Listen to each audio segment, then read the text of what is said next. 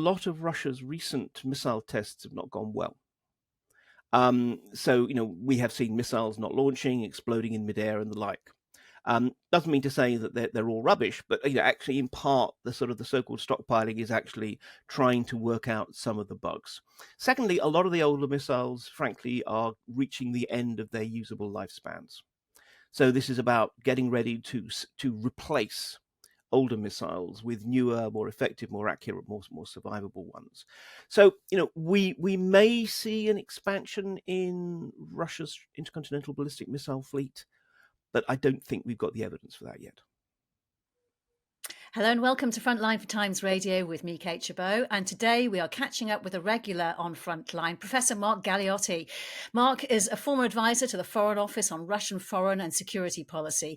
He's the author of several books about Russia, one of which, Downfall, has just been released in paperback. Mark, I'll ask you a bit more about the timing of the release of that in a moment. But you're just back from The Hague, where you were at the NATO summit, such a critical time in geopolitics. Did it live up to your expectations? I think it's fair to say it lived down to my expectations. I mean, I think that let's be perfectly honest. In many ways, the real goal was to avoid a Trump-related disaster, and in that, I can say it was a glorious success. However, the price of that glorious success is committing NATO to a very wobbly. People say 5% of GDP spent on defense. Well, it's not really. It's 3.5% spent on defense, 1.5% spent on defense-related expenditure, which, as we've seen, can mean everything. It can mean everything from aid to Ukraine to rural broadband in the name of resilience. So basically, no government's going to have any trouble filling the 1.5%. So anyway, it's really a 3.5% sort of figure. Even so, I mean, given that 9 NATO members don't currently hit the 2% figure, that's fairly sort of nonsensical in some ways. Ukraine was very much relegated to the margins, despite the rhetoric from NATO Secretary General Mark Rutte and EU Foreign Policy Chief Kaja Kallas, trying to more or less say that we need to be spending vastly more on defense or Putin will come and invade us next Wednesday. In the final communique, an unusually short one, presumably because it had to be written in crayon, but in the final communique, NATO has just simply describing Russia as a long-term threat, not an immediate or an existential one. And the price of all of this was an extraordinary self-abasement by so many figures, including Mark Rutte, writing almost kind of pastiche Trumpian messages to him that Trump then gleefully recirculated, saying how, basically he'd won a great victory and Europe's going to pay big now and such like. So although in the margins of the event, there was all sorts of talk about European strategic autonomy, how Europe can basically try and secure itself without needing to depend on a potentially volatile America. In practice, it's hard to see how anyone really came out of this with anything meaningful that they were hoping for. And Mark, significantly, no condemnation of Russia's aggression in that joint declaration at the end. But while you were there, you were discussing exactly that in a panel discussion, Taming the Bear, it was called, countering Russia's enduring threat. What did you want to get across? Well, I mean, I think from my point of view, it was to try and get this idea that, look, deterrence, and let's be honest, the goal is deterrent. It's not about winning wars. It's about trying to prevent wars. And the goal of deterrence, yes, it may well involve buying more tanks and more missiles and more planes and perhaps even recruiting more soldiers. But there's 2 other key points. One of them is, look, the real threat we face from Russia for them, at least for the moment, and in my opinion, for quite some time to come, is not from any kind of direct invasion. Russia's forces are mired in Ukraine. It's going to take them 8 years at least to fully reconstitute. It's all this range of sub-threshold activities, the so-called hybrid war, political war, grey zone warfare, the sabotage, assassinations, disinformation and the like. And we also have to think about much more sharply about how we deter that, because we're not very good at that at all, and we need to be more imaginative and more asymmetrical. But the final point is to realize that really in this case, the battle for deterrence is going to be won purely in Putin's head. It's about shaping his perceptions about how tough, how capable of defending itself Europe really is, how willing to defend itself Europe really is. And in that respect, we tend to focus on the easily countable things like budgets and tanks, rather than the political and perceptional things. So yes, it doesn't mean we shouldn't be spending on the tanks. That's the kind of the necessary precondition. But we also have to think about the political way we frame all this. And unfortunately, sorry, I'm just on my soapbox. I'm going to give one last point, and then I will shut up. It is quite simply that at the moment, in the name of getting more money for defence-related spending, are we actually increasing the scope for disagreement between allies? We've already had Spain saying it's not going to hit that 5%. And there are other countries that are essentially close to that. And also divisions within our countries, because to spend more, that money has to come from somewhere. Increased borrowing, increased taxes, less money on other public spending or whatever. Are we actually going to undermine, in many ways, our appearance of being resolute in the name of getting the tools of resolution? And when you talk about shaping the deterrence inside Putin's head, how should we be doing that? Well, I mean, I think one of the key things is clearly about projecting this sense of true unity. I mean, there's not much we can do about what happens in the White House. We have to recognize that the limitations thereof. So we have to be thinking much more about making it clear that even a small scale intervention, which is, at present, the only thing that we need to worry about. Putin does not have sort of a spare army he can throw at Europe at the moment, and he certainly won't, as I said, for some time to come after the war in Ukraine ends. But there is talk about some kind of lower level incursion, the so-called little green men turning up in the Estonian border city of Narva, perhaps, or filtering into some sort of island in the Baltic or similar. We need to demonstrate that we do have not only the forces capable of actually dealing with that, but also absolutely the will to do so. And I think this is the issue. Will is not expressed through statements. I think Putin already has internalized this idea that Europe talks big, but very rarely delivers. So in some ways, I think we should perhaps dial down the rhetoric, but actually at the same time demonstrate through war games, through all sorts of forward positioning and such like, that we are ready and capable of dealing with the kind of small scale testing incursion that Putin could conceivably launch. If this summit was all about keeping Donald Trump engaged and involved and supportive of NATO, it did succeed in that light. And if that was what it set out to do, then it can be declared a success, can it not?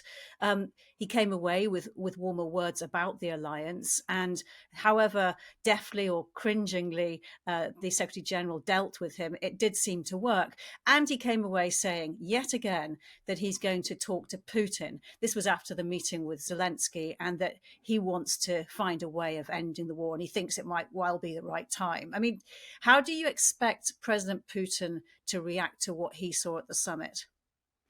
Well, I mean, obviously it's very difficult to know what Putin thinks, but what one can do is looking at the Russian press and the kind of immediate comments coming back from the kind of officials and also think tankers who tend to be used to sort of channel and to signal Kremlin view. So not the kind of lunatic commentators we have on evening TV in Russia who say that it's time for Russia to nuke somewhere and so forth. No, but the serious people, I think it's clear that from their point of view, they were focusing on two issues. One is essentially claiming that, we now see proof that NATO is an anti-Russian alliance. They pick every single handy soundbite. But anyway, that's just a kind of almost a ritual genuflection to the standard propaganda line.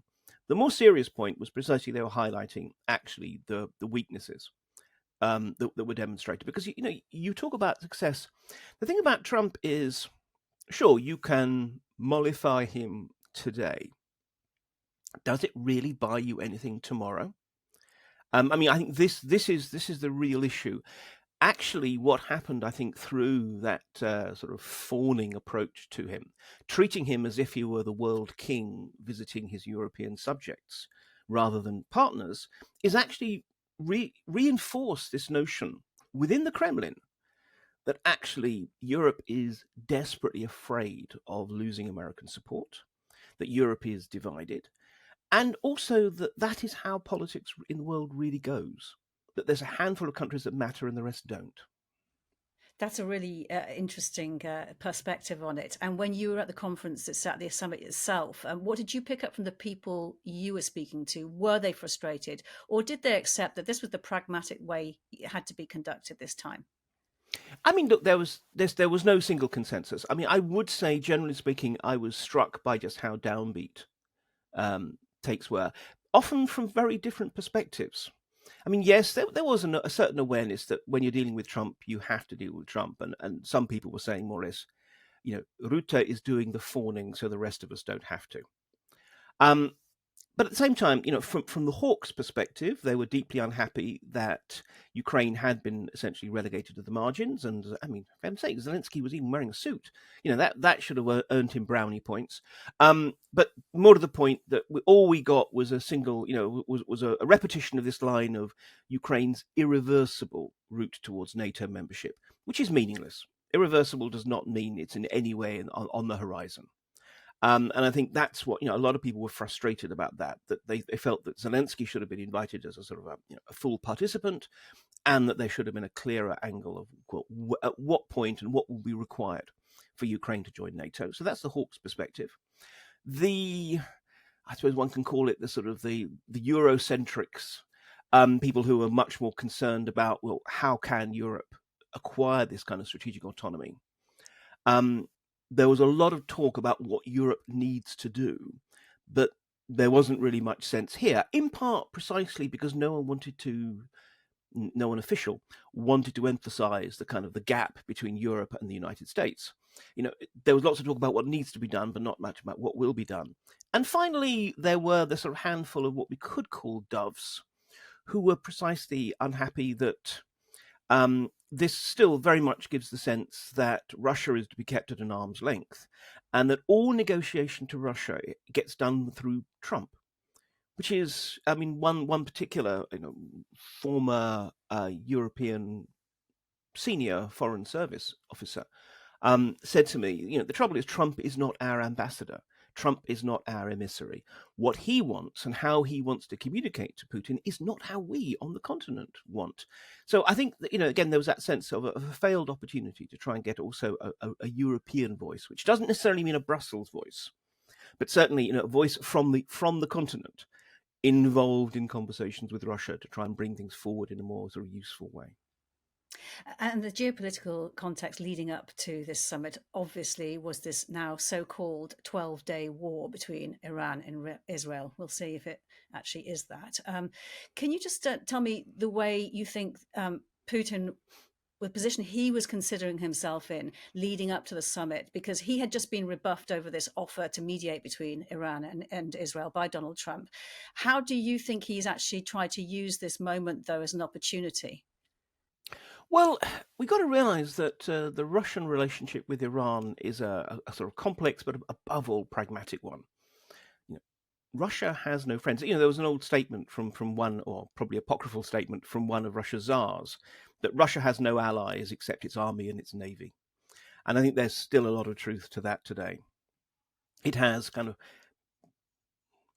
pragmatic and transactional sort of figure, countries with whom it has relationships. And from the point of view of Iran, look, there had been a period in which actually Russia needed Iran immediately after the invasion of Ukraine, when what wasn't intended to become a major war had become a major war, and they needed drones, they needed missiles, they needed ammunition, and so they turned to buying it from North Korea, but also in particular from Iran.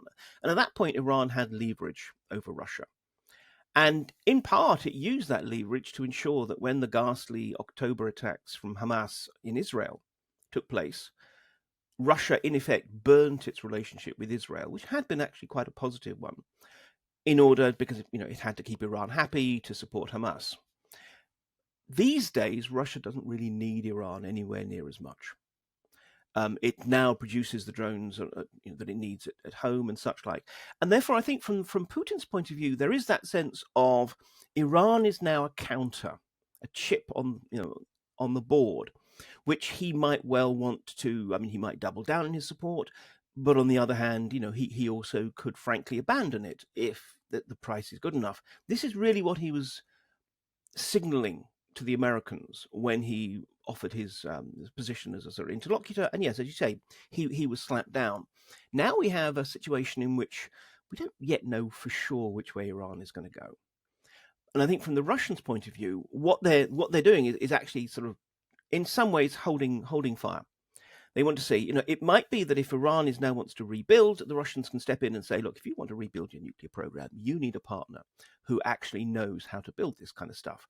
We don't actually necessarily want to see you with a nuclear bomb, but we can do a lot in helping you elsewhere. Conversely, if Iran looks like it's going to be a losing side, and if, for example, Israel is willing to rebuild bridges with Russia, Putin can move away from that. Putin loves chaotic situations. Dynamic, unpredictable, chaotic situations, because he is the ultimate opportunist. He likes having lots of different strategic options, and he can pick this one today and maybe that one tomorrow. He's a bit like Trump in that respect.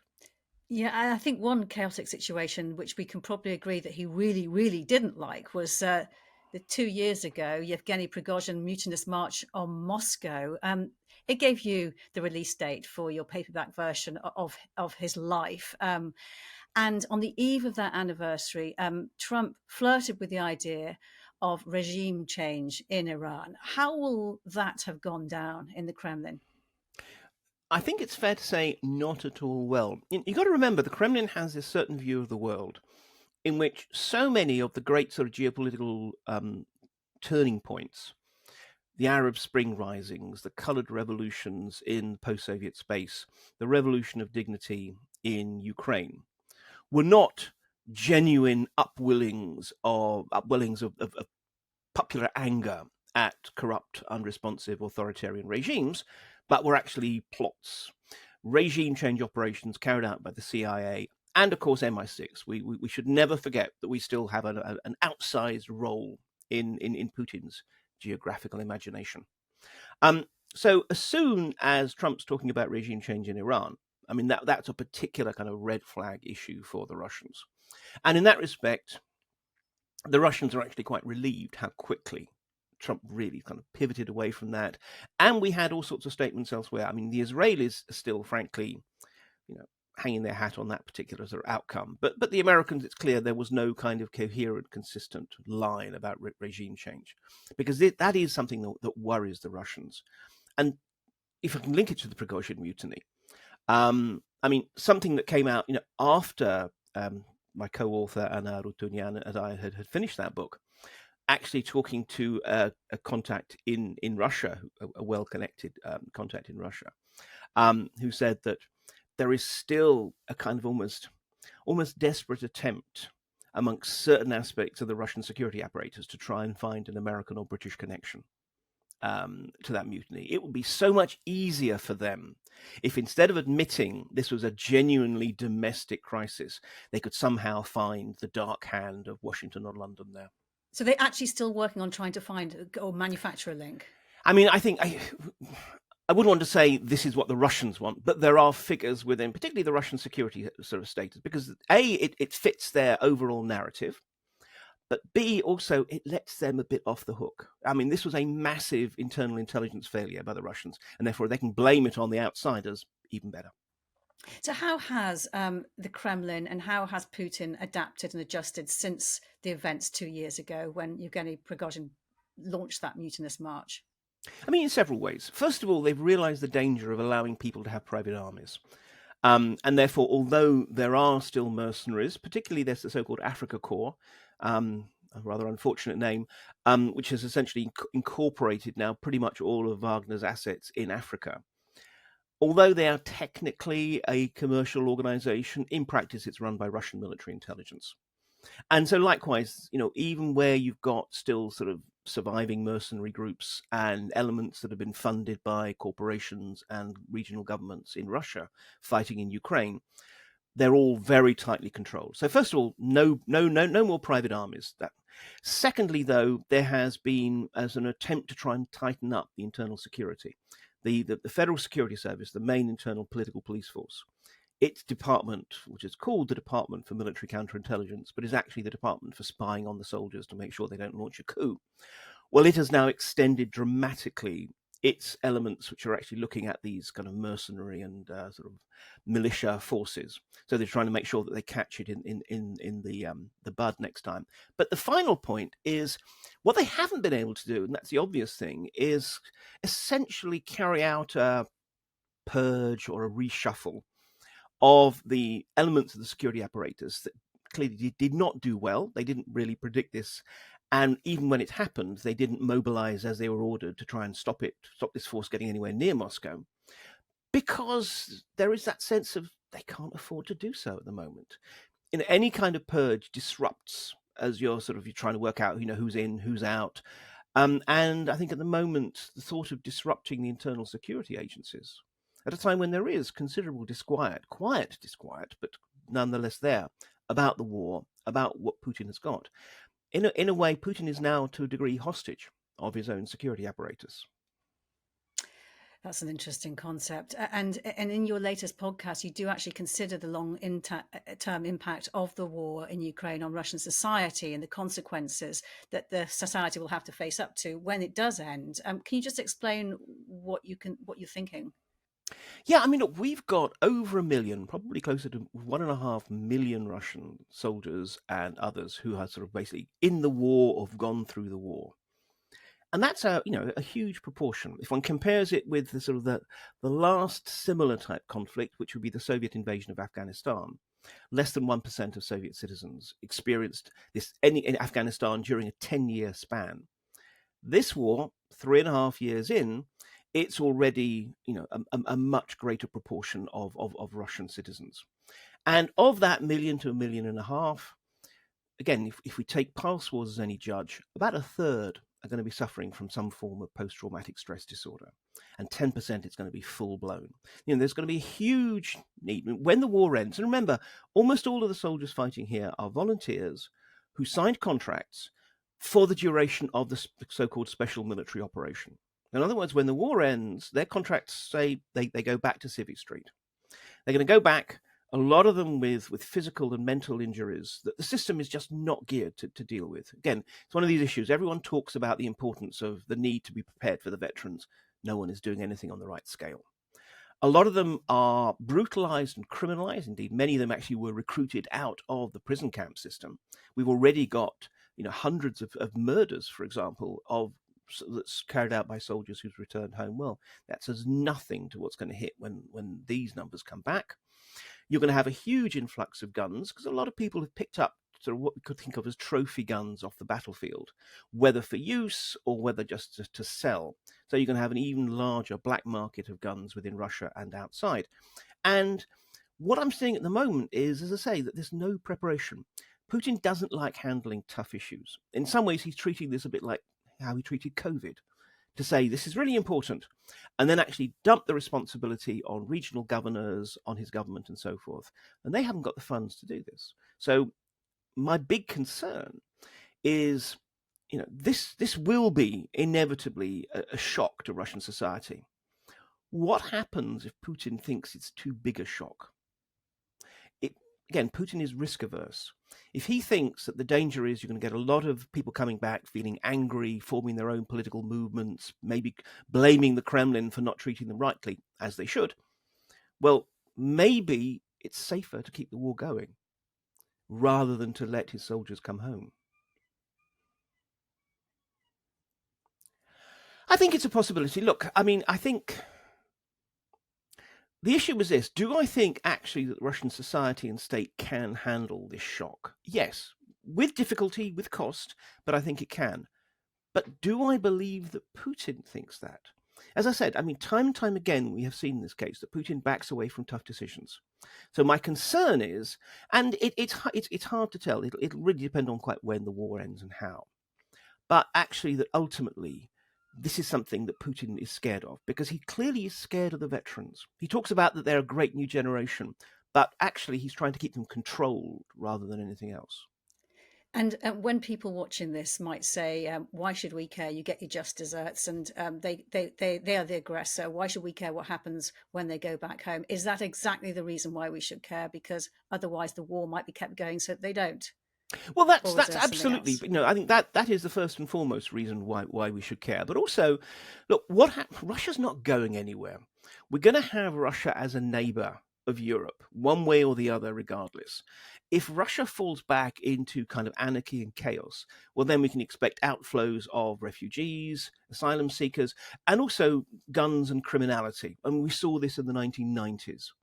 And also, there is the risk that these veterans, in some ways, which will be a sort of an angry force, but with no natural leaders. The big question is who gets to capture them politically. It could be that this leads to actually the rise of an even more aggressive nationalism, which may sound bizarre in the context of just how ghastly the Putin regime is at the moment. But for all intents and purposes, it's worth noting that Putin is an old man who's not exactly proven to be a great war leader, and is also risk averse. What if what we actually get out of the sort of the nationalist resentments is a younger, smarter, more effective, and more daring Putin replacing him? So I think for all of these reasons, yes, absolutely, the aggressor gets their just desserts, but as we saw after World War One, we still have to care what happens in the countries that get punished for their aggressions. Mm. Can I just ask you about an investigation? I'm not sure if you had a chance to see it, but it was in the Kiev Independent, and it's an investigation on the quiet expansion, as it sees, of one of Russia's most important missile plants. And this is the Votkinsk plant. What do you know about this plant? I mean, again, these things are all, heavily covered by secrecy and so forth. I mean, it is indeed one of the sort of crucial elements in their strategic missile development programs. And, I think, frankly, its expansion, it doesn't come as a surprise, given that, you know, Putin regards himself, however wrongly, as being, on the defense. He sees the West as essentially aggressive, conspiratorial, and hostile. And in that circumstance, at the time when we have an expansion in Western capabilities to shoot down missiles, whether we're talking about Trump and his moderately delusional Golden Dome anti-missile system for America, whether we see that the successes that have been had with for example, Patriot missiles and shooting down even hypersonic missiles that the Russians had said were impossible to intercept. There is that sense that you need to continue to refresh your nuclear deterrent. And as we saw with the sort of astonishing Ukrainian Operation Spiderweb, using all these sort of pre-planted drones to hit Russia's strategic bomber fleet, there is also a sense that of the strategic triad, it is the ground-based missiles and the submarine-based missiles that are crucial. So, yeah, I mean, the Russians have been signaling for some time that they are going to be expanding and developing their nuclear assets, and this is really just as a result of that. And that report says the plant's core mission is to manufacture intercontinental ballistic missiles, and that Ukraine's military intelligence agency assesses that Russia is stockpiling various types of missiles. What does this tell us about Putin's plans? Firstly, I'd be a little bit cautious about the stockpiling angle. I mean, clearly, look, the Ukrainians have a line they want to push, which is about how Russia is a threat to everyone. So there's always going to be a certain sort of shading of that. In practice, what we've actually seen is, first of all, a lot of Russia's recent missile tests have not gone well. So, we have seen missiles not launching, exploding in midair, and the like. Doesn't mean to say that they're all rubbish, but actually, in part, the so-called stockpiling is actually trying to work out some of the bugs. Secondly, a lot of the older missiles, frankly, are reaching the end of their usable lifespans. So this is about getting ready to replace older missiles with newer, more effective, more accurate, more survivable ones. So we may see an expansion in Russia's intercontinental ballistic missile fleet, but I don't think we've got the evidence for that yet. Okay. Right now, Trump would love to add solving the Ukraine war to his list of claimed successes in recent weeks. What developments are you finally, if I can ask you, are you expecting or are you looking for in the coming months to give us an idea of how the war might end? I mean, I'm honestly not expecting to see much productive in the next few months. There probably will be a renewed push for a Trump-Putin meeting by the Russians and by some within the White House, though it's still very much an issue on which there are some sort of strong opinions on both sides. We will see the Istanbul talks, for what they're worth, continuing. And I think that that's a good thing, but we shouldn't assume that it's going to lead anywhere quickly. It's part of the slow kind of construction of a kind of a web work of diplomatic connections that maybe at some point will lead to meaningful talks. But the thing is, the Russians are in the middle of their summer offensive. They're moving on Sumy, albeit slowly. They're expanding their positions within the Donbass, again, albeit slowly and at horrific human casualties. I think from Putin's point of view, he's not going to want to do anything particularly significant because he's going to want to see how the summer offensive works. If they manage to really sort of make real progress, which I don't imagine, but Putin seems to have this sense of, each new offensive is a new possibility, then he will regard Russia as being in an even stronger position for any kind of negotiations. So frankly, I'm not expecting anything meaningful beyond the usual genuflections to, oh, we all want to talk and so forth. But beyond that, I don't think we'll see anything meaningful until autumn. And do you think that the kind of promises of talks can be strung out for as long as Putin wants? I mean, I think so, because Putin has actually demonstrated himself to be a better Trump wrangler than I must admit I had anticipated.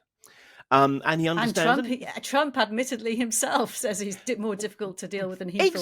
Exactly. But also I think Putin has understood, and maybe this is again because he's dealing with essentially a real estate magnate more than anything else, and real estate is as much as, on that level, is about selling a dream rather than necessarily bricks and mortar. And I think Trump Trump is constantly given to understand that there is something just over the horizon. Some progress, some great new deal, something that will clinch his Nobel Peace Prize, whatever. So actually, I think Putin has been quite successful. And in some ways, what Putin does understand is the importance of lateral negotiation. That talks on Ukraine are actually only part of a wider dialogue. And therefore, what we may well see is, again, more willingness to offer ground in the Middle East with Iran, for example, or perhaps in Africa with the activities of Africa Corps, or maybe even a sort of a promise, so I don't think it would ever come to anything, that actually Russia could be useful with China. So in a way, he will keep Trump interested, or he will try to keep Trump interested, by suggesting that, well, even if we're not making much progress on Ukraine at the moment, we still need to be talking because I can still be helpful and useful to you. That seems to be his tactic. And given that we live in a world which never seemed to run out of crises, there will continue to be sort of room for Putin to continue to try and sort of offer this along. How long it works with Trump, look, he's guessing just like the rest of us about what Trump's going to do tomorrow, let alone next month. Mark, it's been great talking to you. Thank you very much. Always a pleasure. You've been watching Frontline for Times Radio. If you'd like to know more about the war in Ukraine, you can subscribe and sign up for a membership. You can also get more analysis by listening to Times Radio or read thetimes.com. But for now, thank you for watching. Bye-bye.